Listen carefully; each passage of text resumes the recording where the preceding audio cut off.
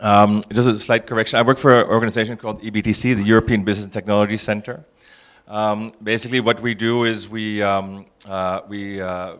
our tagline is we enable collaboration. So what we do is we look at what is demand in India, and we try to source solutions from Europe, and this is in water, waste, energy, transport, but also ICT. And yes, I've been here 11 years, and we look at smart cities is another area that we look in. And now we also want to look at smart villages. And why we want to do that is what we do is within this whole realm of collaborations, we try to see how we can actually make that happen.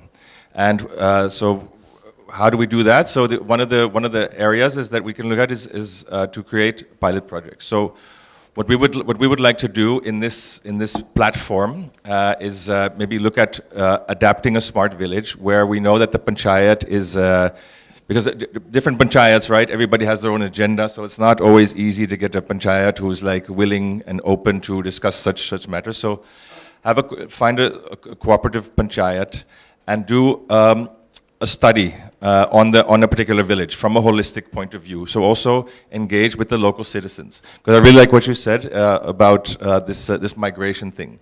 Because we all know that the tier 1, tier 2 cities are exploding in India, right? Everybody's coming to look for better circumstances, more opportunities in the cities. And I think that's also why Mr. Modi came up with the 100 smart city plans, so we can also alleviate some of the tier 1, 2, 3. So now we're also creating opportunities and potential in tier 3 cities, tier 4 cities.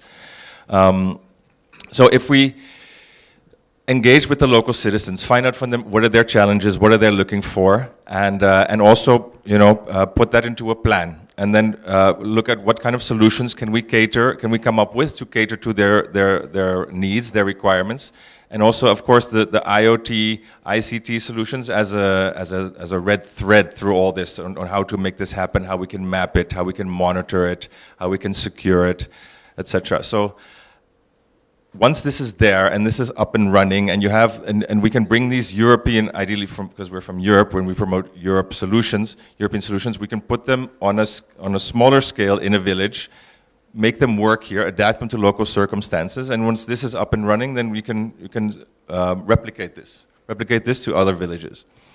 So that's within this forum, and I've spoken also about this at the last curtain raiser. Would be fantastic if we could do something like that together with all the different counterparts here.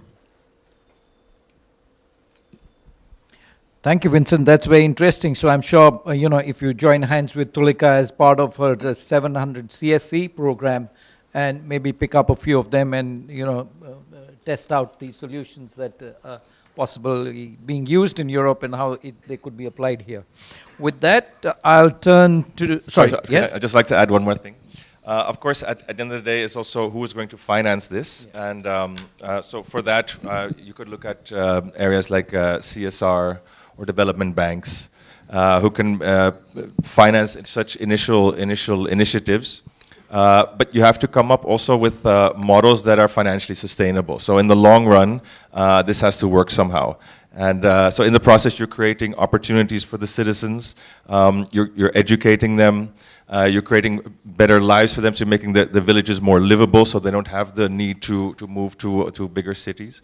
But what is really key is that you come up with financial models that are sustainable so this can prolong. So it can be, the operations and management can be handled.